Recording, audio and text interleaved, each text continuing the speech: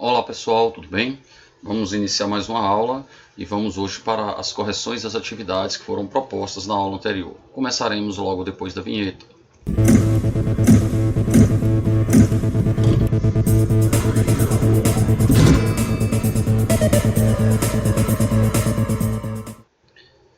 Atividade 1, página 18, ela diz: uma urna contém 100 bolas numeradas de 1 a 100.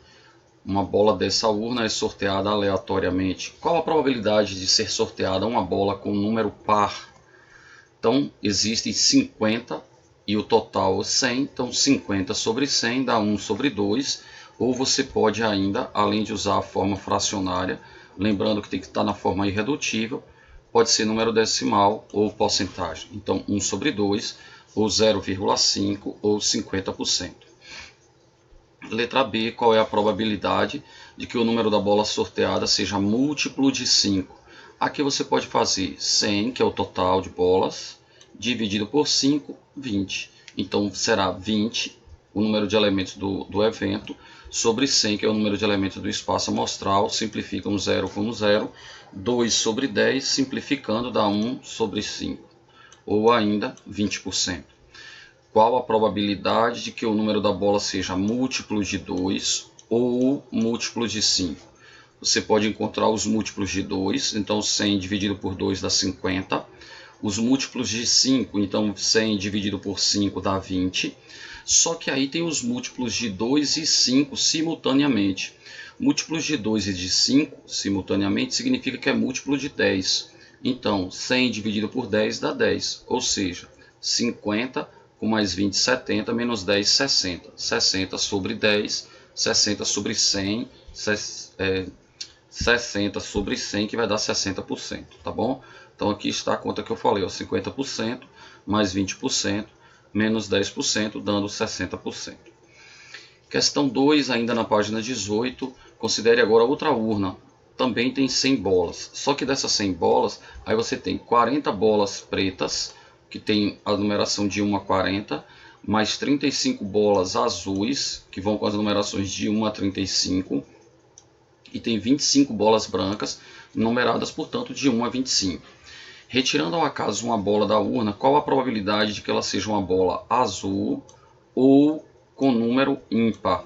Então, nós vamos contar quantas bolas azuis existem, quantas bolas com número ímpar, e retirar a intersecção. Ou então, como aqui já está separado, você vai olhar quantas são as bolas azuis, 35.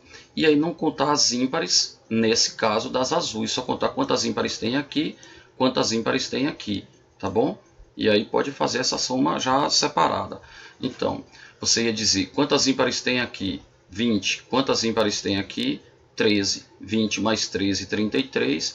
Com mais as 35 bolas azuis, vai totalizar os 68. Veja que eu já peguei e não somei a intersecção duas vezes. Ou você pode usar a fórmula, né, que é a fórmula da probabilidade da união, e aí 35 azuis mais 51, da onde que veio esse 51? Porque foram 20 ímpares aqui, 18 ímpares aqui, 13 ímpares aqui, totalizando 51. Só que aí você vai retirar as 18 que é aqui. A minha sugestão foi você pegar as 35, pegar as 20 ímpares daqui e as 13 ímpares daqui. Ou seja, não contar essas ímpares para não ter que somar e depois subtrair, tá bom? Portanto, a resposta 68%. Item 3, essa é moleza, os números já foram dados aí, as porcentagens, né, as probabilidades. E o item 3 diz, dois eventos A e B são tais que a probabilidade de A é 3/5, a probabilidade de B 1 sobre 2 e a probabilidade da intersecção 1 sobre 5. Calcule a probabilidade da união. Então faremos probabilidade de A, 3/5, mais a de B, que é 1 sobre 2, menos a intersecção. É só tirar o MMC, que vai dar 10. 10 por 5 dá 2 vezes 3, 6. 10 por 2 dá 5 vezes 1, 5. 5 mais 6, 11. 11 menos 2, 9. Porque aqui vai ser 10 por 5, 2 vezes 1, 2. Então, 9 sobre 10 ou 90%. A questão 4. Em um jogo, cada uma das letras S, O, R, T e E é escrita em um cartão e é colocada em um envelope. Uma pessoa recebe os envelopes e ordena-os sem abrir. Para cada letra que estiver na posição correta da palavra sorte, ela ganha um prêmio em dinheiro. Qual a probabilidade de ganhar o prêmio máximo? Toda vez que a questão fala para a gente em probabilidade, primeiro passo nosso, determinar o número de elementos do espaço amostral. Então a palavra sorte é composta de 5 letras distintas, então teremos uma permutação de 5, portanto o número de elementos do espaço amostral é 120. Para ganhar o prêmio máximo ele tem que acertar todas, então é uma chance em 120.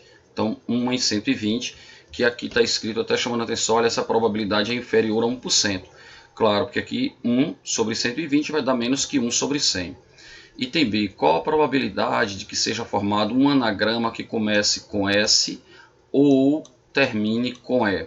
Veja, eu vou ver quantos começam com S, quantos terminam com E, e vou retirar os que começam com S e terminam com E, tá bom?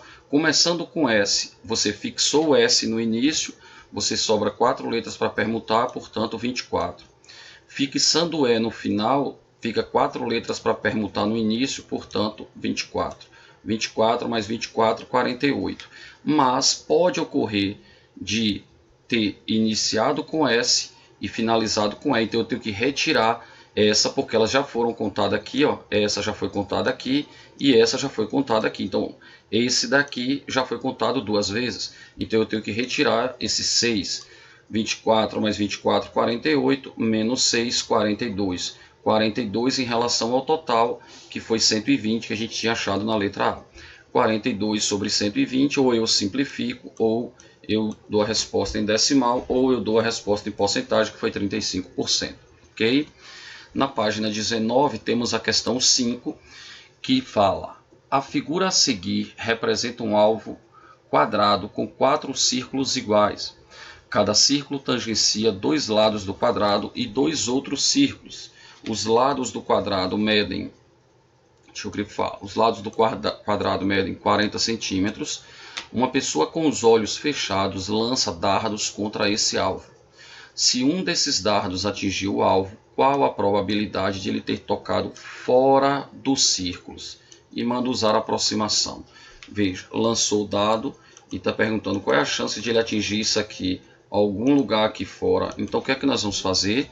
Vamos calcular a área do quadrado, vamos calcular a área dos círculos, e aí a chance de ele acertar é a área externa, ou seja, a diferença entre o quadrado e as áreas dos círculos em relação à área total, que no caso é a área dos quadrados, a área do quadrado, né, que só tem um.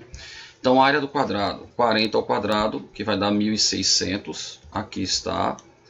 A área de cada círculo vai ser πr ao quadrado, o raio vale 10. Por que o raio vale 10? Porque esse aqui tudo é 40, então esse diâmetro vale 20, e aí, portanto, o raio vale 10. Porque aqui eu vou ter 10, 20, 30, 40. Então 10 ao quadrado, 100, 100 vezes 4, 400, 400 π.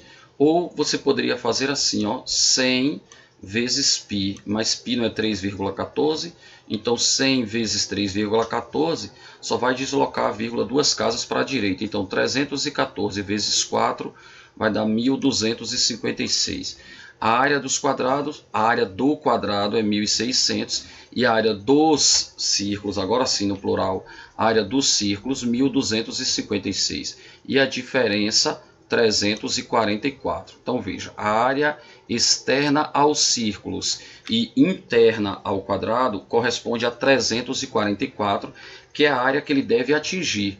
E aí então a probabilidade será 344 sobre o total, que é 1.600. E isso vai dar uma porcentagem de 21,5%. Ok. Vamos à próxima questão, ainda na página 19. Em um dado viciado, a probabilidade de cada face é diretamente proporcional ao número nela gravado. Qual a probabilidade de lançar o dado e sair um número ímpar? Então, quer que saia um número ímpar. Então ele está dizendo, olha, a probabilidade de sair 1, de sair 2, 3, 4, 5, 6 vai aumentando. Por quê? Porque a probabilidade de sair 2 é o dobro da probabilidade de sair 1. a probabilidade de sair 3 é o triplo da probabilidade de sair 1. Então eu vou chamar essa probabilidade de sair 1 de K. Então eu vou dizer a probabilidade de sair a face 1, K. De sair 2, 2K. De sair o 3, 3 vezes K, 4K, 5K, 6K. A probabilidade, juntando todos, que é o que a gente chama da probabilidade da união, lembra disso? Vai ter que dar o 100%, ou seja, 1. Então, K mais 2K mais 3K mais 4K mais 5K mais 6K dá 21K. 21K igual a 1, então K é igual a 1 sobre 21. Ou seja, a probabilidade de sair 1 é 1 sobre 21, de sair 2 é 2 sobre 21, de sair 3 é 3 sobre 21, 4 sobre 21, 5 sobre 21 e 6 sobre 21. Sabendo a probabilidade de cada um, agora nós podemos responder. Qual é a probabilidade de sair um número ímpar? Então, de sair um número ímpar, ou seja, de sair 1, 3 e 5. Então, vai ser 1 sobre 21, 3 sobre 21 e 5 sobre 21. E aí, você vai ter, cadê? Aqui, ó, aqui embaixo, 9 sobre 21, que vai dar 3 sobre 7. Aqui já é a resposta da letra B, que eu bati o dedo, então deixa eu só tirar para grifar primeiro. Qual a probabilidade de lançar o dado e sair um número par ou um número primo? Então eu vou olhar, probabilidade de sair um número par, ou seja, 2, 4 e 6. Então vai ser 2 mais 4 mais 6 sobre 21. Então 12 sobre 21. Depois eu vou olhar de sair um número primo. O 2 eu não conto de novo, aí eu vou contar o 3. Então 3 sobre 21 e o 5 sobre 21. Então 3 mais 5, 8. Com 2, 10. Com 4, 14. Com 6, 16. Então 16, foi isso mesmo? Vamos conferir. Ó, foi 2, 4, 6. Com 6, 12. Isso mesmo. Com mais 5, 17. Com mais 3, 21. 8, 14, 16, 18. Contei errado aqui, grifei 2, 6, com 6, 12. Isso, 12 sobre 21, confere. Aí 17, 21. Aí aqui contou esse de novo, foi para 23. Quando tirou,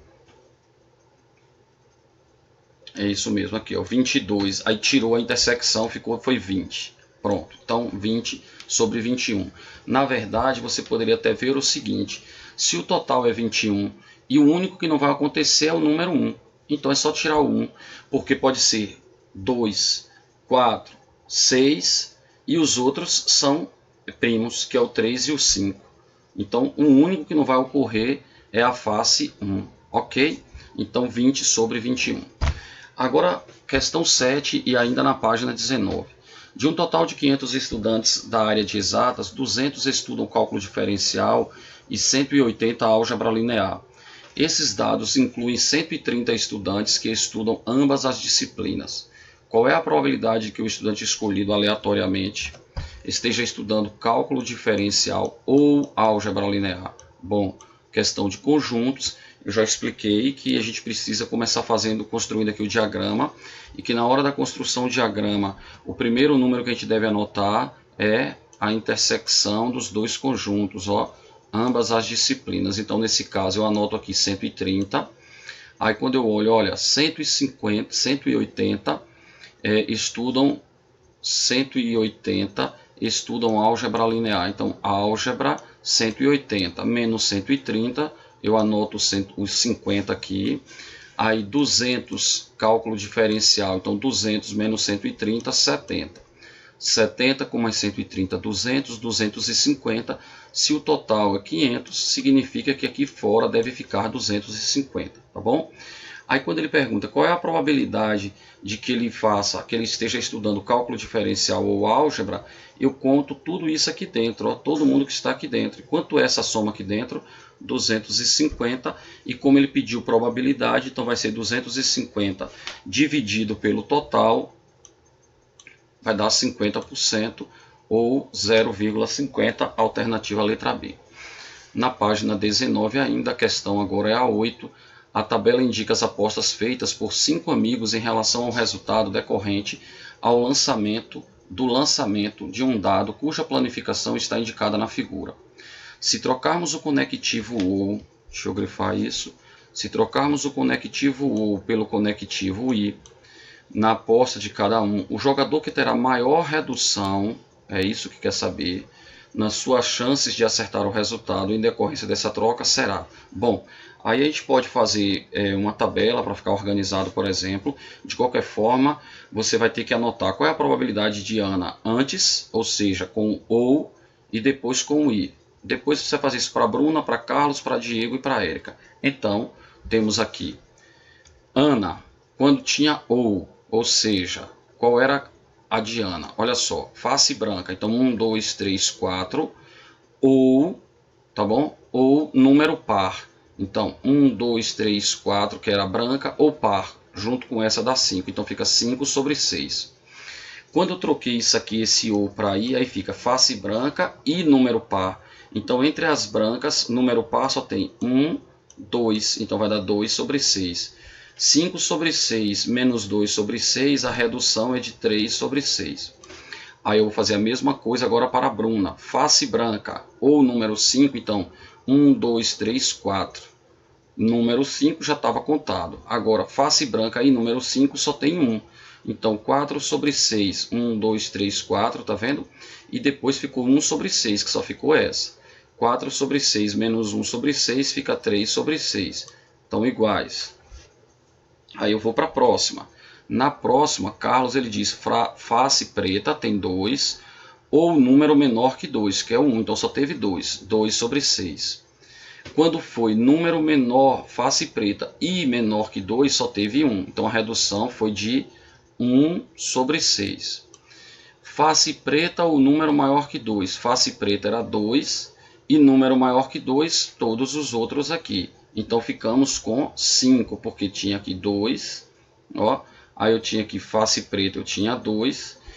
Ou número maior que 2, aí eu tinha 2, aí 3, 4, 5, 6 aqui. Cadê, meu Deus, aqui face preta ou número maior que 2. A maior que 2, então, ó, face preta 2, aí maior que 2, então 1, 2, 3. Esse não é maior que 2, esse é igual a 2. Então vamos ficar com 5. 5 sobre 6. Agora quando ele falou face preta e maior que 2, então entre as faces pretas, maior que 2 só teve o 4. 5 sobre 6 menos 1 sobre 6 dá 4 sobre 6. Agora, Érica, face branca, tem 4. Número menor que 4 tem 1, 2. Então ficamos com 5 sobre 6. Face branca e número menor que 4 tem 2, que é o 3 e o 2. Então 2 sobre 6 e a perda foi 3 sobre 6. Aí volte na pergunta, o que é que ele queria? A maior redução. Então qual foi a maior redução?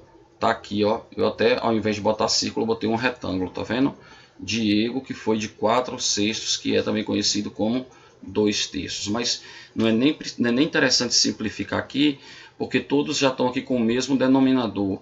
Então você já compara logo os numeradores, não é isso?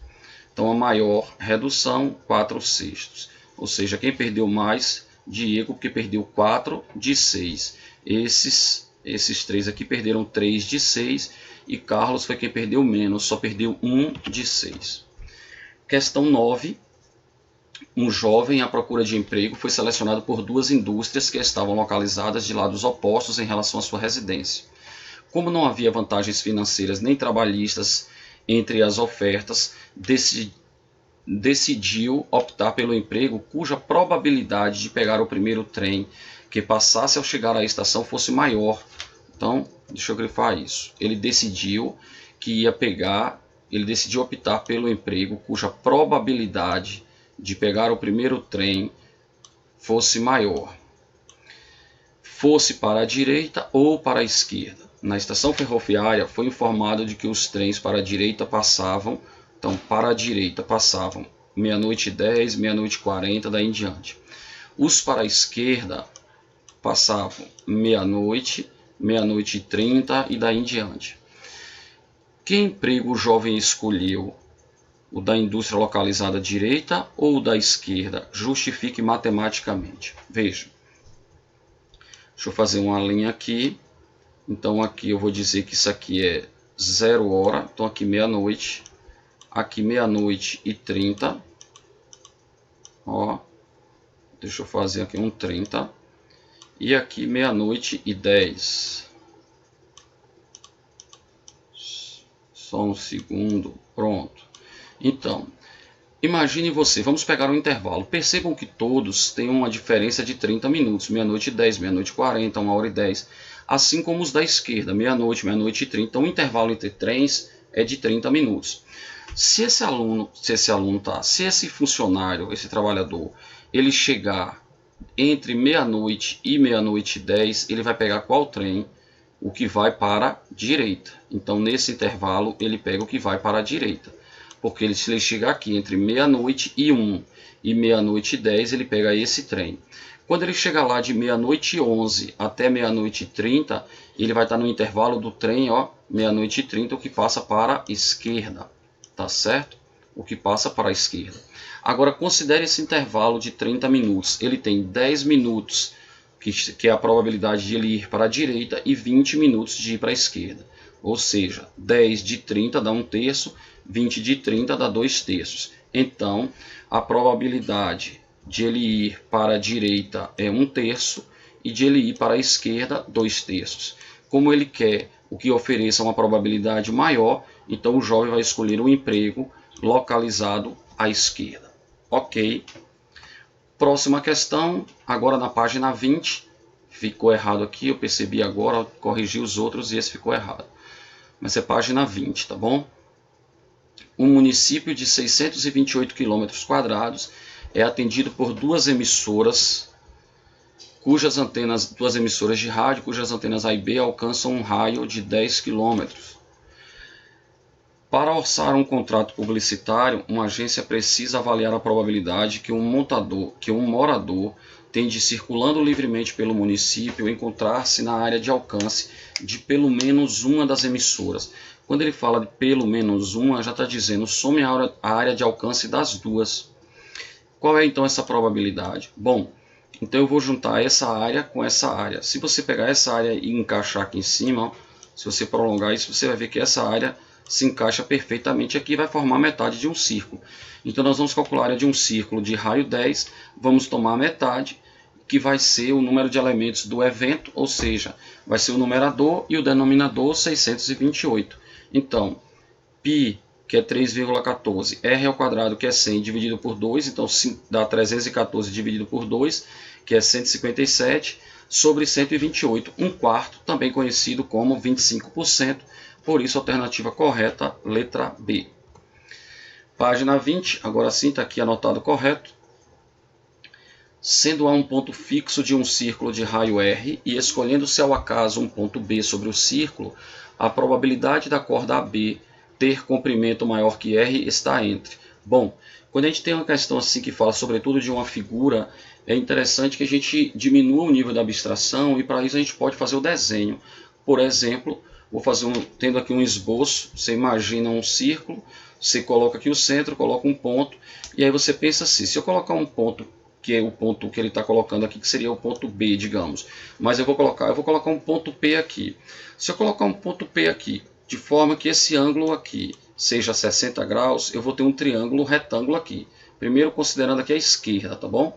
Então, se eu tiver um triângulo retângulo, então isso aqui que é R, aqui é R, aqui também essa corda será R. O mesmo vai acontecer quando eu for para a direita, tomando aqui um ponto Q. Então aqui eu também vou ter R, R e R. Ou seja, todo ponto B que eu pegar nesse intervalo entre P e Q, aqui, vou passar até aqui por fora, qualquer ponto que eu pegar que vai de P até Q, qualquer ponto que eu tomar aqui, quando eu formar aqui um triângulo, ele vai dizer que essa corda AB, então qualquer ponto, se eu colocar aqui a corda AB vai ser menor que o R. Mas ele quer um ponto fixo de um R de raio R, escolhendo no caso um ponto B sobre o círculo, a probabilidade da corda ter comprimento maior. Então, qualquer ponto que eu pegar aqui dentro vai ser menor. Consequentemente, qualquer ponto que eu pegar fora vai ser maior. Se aqui dentro, isso aqui dá um ângulo total de 120, então aqui fora dá 240. Então, vai ser o quê? 240 sobre 360, ou seja, 2/3, que é pouco mais de 66%. Por isso, a alternativa correta, a letra E. Tá bom? Agora a última questão, na figura, eu cobri a figura aí, mas vocês podem acompanhar no módulo de vocês, eu vou descobrir daqui a pouquinho. Na figura, o quadrado ABCD está inscrito na circunferência. Escolhendo um ponto P da circunferência, distinto dos vértices do quadrado, qual a probabilidade de que ABP seja um triângulo obtusângulo? Então, AB e P seja obtusângulo. Aí também a gente pode traçar. Então, observe, se eu pegar um ponto P aqui no arco AP, AB, então aqui dentro ele vai ser obtusângulo. Nesse pedaço entre BC, observe aqui, ligando os pontos, ele também vai ser obtusângulo. O mesmo seria se eu pegasse para o lado de cá, tá bom? Só não vai acontecer aqui, ou seja, ele acontece de ser obtusângulo aqui, aqui e lá em cima. Então, só não pega nesse arco aqui. Então, dos 4 arcos, ele dá certo em 3. Então, 3/4, também conhecido como 75%. Tá bom? E a mensagem de hoje, sim, eu posso. Um grande abraço, fiquem com Deus, muito obrigado pela atenção e até a próxima aula, se assim Deus nos permitir. Tchau!